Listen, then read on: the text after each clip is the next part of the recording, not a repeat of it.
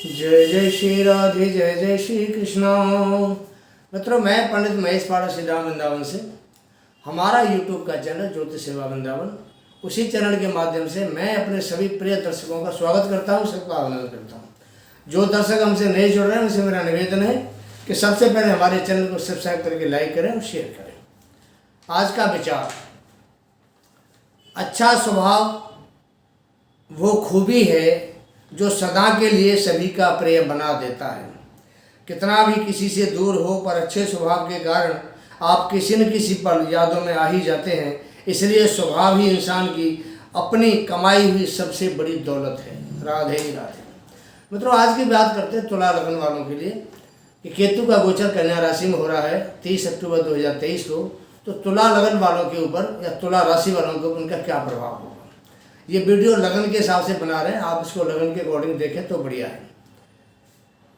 अगर कुंडली में सबसे ऊपर जहाँ लगन होता है वहाँ 7 नंबर लिखा हुआ है और वहाँ अगर चंद्रमा भी बैठा है तो वो आपका लगन और आपकी राशि दोनों चीज़ हैं।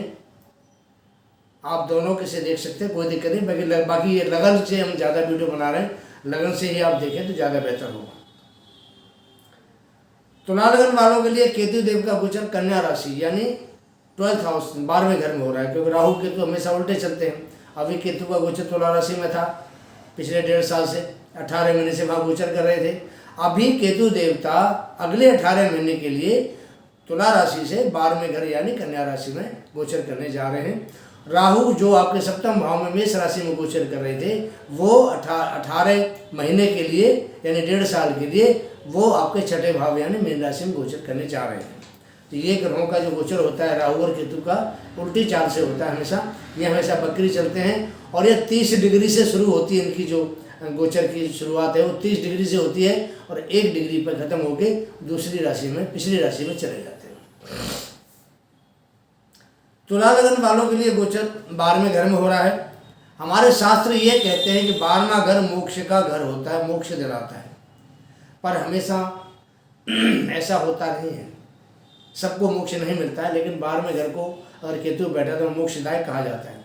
अगर तुला लगन और केतु 12वें घर में जा रहे हैं तुला लगन के लिए, तो ये कन्या राशि तो ये आप मान के चलें कि आपको, क्योंकि 12वां घर हॉस्पिटल का घर माना जाता है, खर्चे का घर माना जाता है, तो हॉस्पिटलाइज के कुछ खर्चे आपको करा सकता है।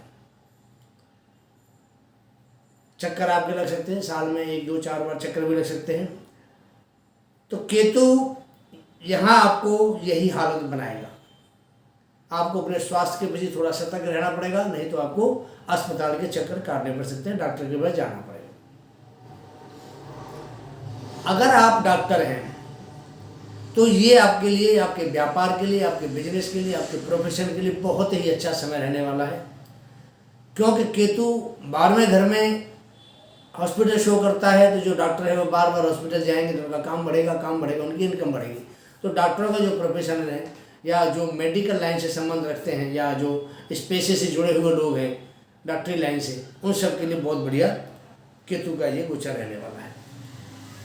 आपको सलाह दी जाती है साल में आप कम से कम 1 बार या 2 बार, 1.5 साल का गोचर है केतु का, तो अपने शरीर की पूरी जाँच कराएं, थोड़ा स्वास्थ्य का ध्यान रखें, तो आपको इसमें राहत मिलेगी। अब बात करते हैं केतु देव आपके 12वें घर में जो भी फल होते हैं 12वें घर के, भाई देखो वो तो आपको देगा।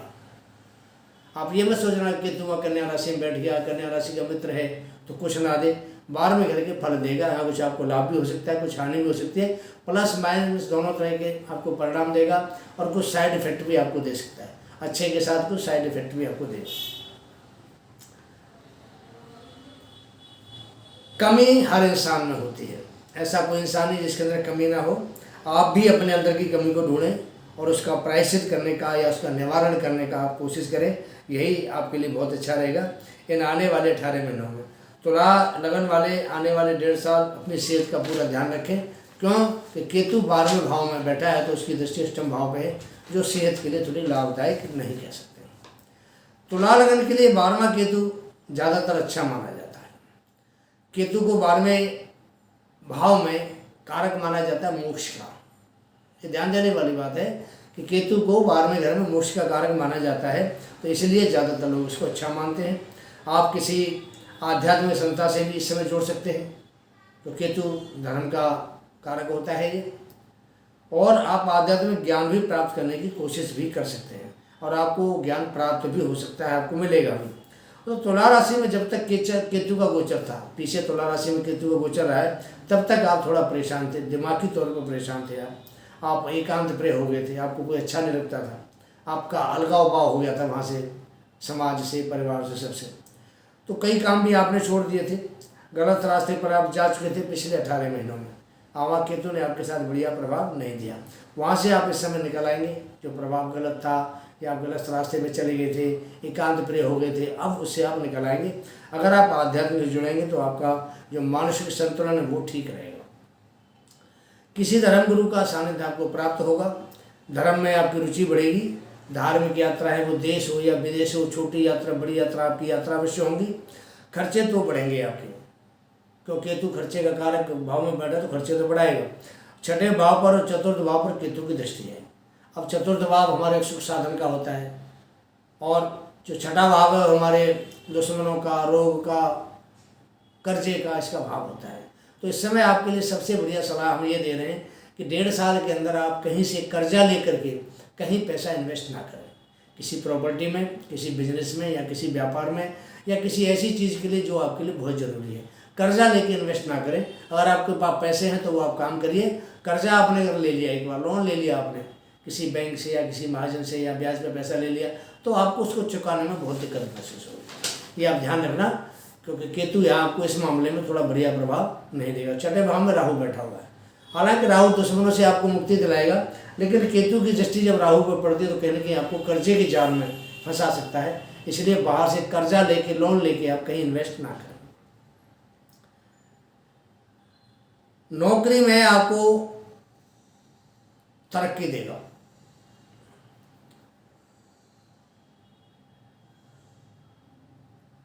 नेक राह पर चलेंगे, क्योंकि राहु नेकी का कारक होता है, तो कभी केतु आपका साथ नहीं छोड़ेगा।